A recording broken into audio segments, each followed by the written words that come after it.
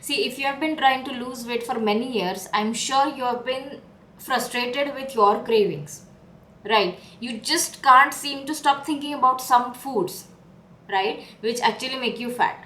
And just because you don't allow yourself to eat them, you crave them more. Right.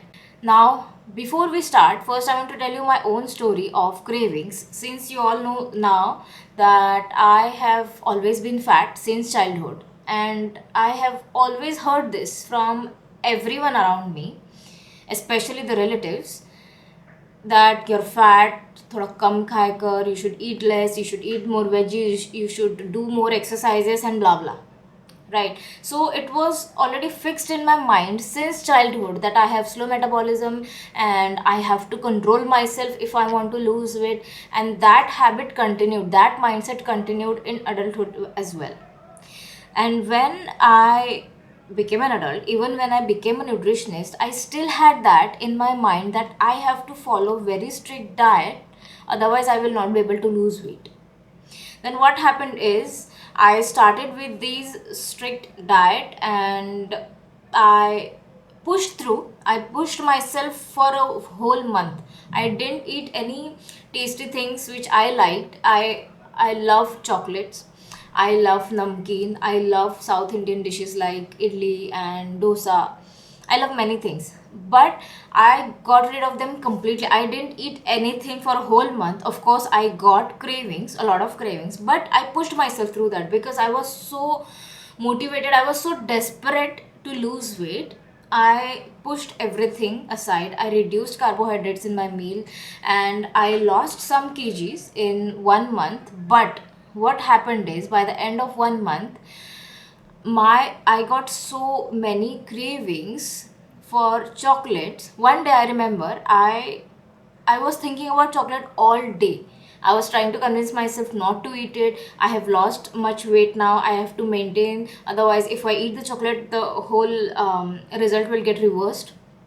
I will start gaining weight. So I controlled myself the whole day, but I just could not stop thinking about chocolate.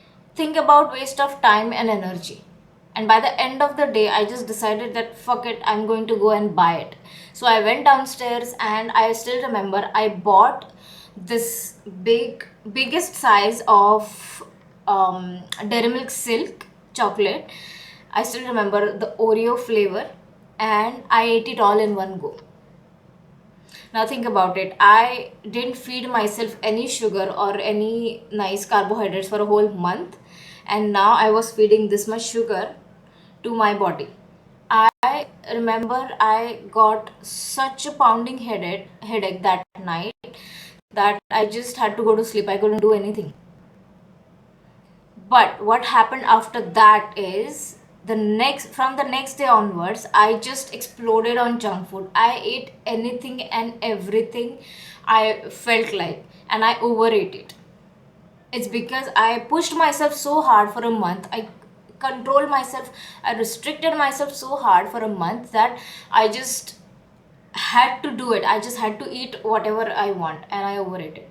And I gained more weight than what I had lost for that month. But that is not the worst thing. The worst thing that happened to me was I started to think that I have no self control. You lose confidence in yourself, you lose faith in yourself. I started to feel that I cannot do something that I decide to. No self control. And then there was a question in my mind that is this how it is going to be? Am I going to remain fat for the rest of my life? Is it so hard? Why is it so hard for me? It is not hard for anyone else around me. It just lowers your confidence. It fucks with every aspect of your life. See, if you think you're not good enough, even if it is just health aspect, you would automatically start to think that you're not good enough in your career aspect as well. In your career aspect, in your relationship aspect, and in your wealth aspect, because the central mind is only one. If you feed that mind that you're not good enough, you don't have what it takes to achieve things, you have no self control, it automatically starts to reflect in other areas of your life as well. That's why it becomes very important to stop criticizing yourself work on your mindset, and get rid of those cravings naturally. The important thing I'm going to tell you right now is you don't have to control your cravings if you want to lose weight. How? You will learn that in next few videos. Now, let me know what are your learnings. If you have gone through such experiences in the past similar to mine, what are your experiences of cravings? Let me know in the comments below this video. I would really appreciate it. I would really want to know what are your experiences of cravings and how you got over it, if you have gotten over it. Otherwise, I'm always there to help you. In the next video, you are going to understand why do you get cravings, what is the reason, and why is it not your fault. I'll see you in next video.